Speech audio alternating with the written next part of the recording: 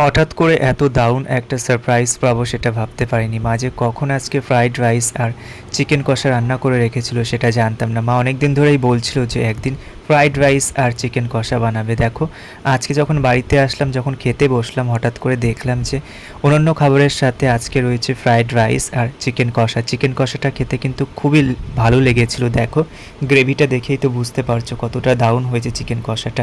একটু অন্যরকমভাবে রান্না করেছে, মার কাছে বলেছিলাম যে রেসিপিটা বলো।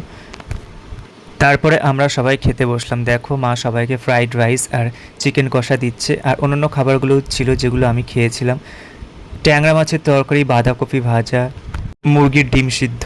প্রথমে মুরগির ডিম সিদ্ধ দিয়ে ভাত খেলাম, তারপরে বাঁধাকপি ভাজা দিয়ে ভাত খেলাম। বাঁধাকপি ভাজা দিয়ে ভাত খাওয়ার পরে ট্যাংরা মাছের ঝোল দিয়ে ভাত খেলাম। খেতে কিন্তু খুবই ভালো লেগেছিল।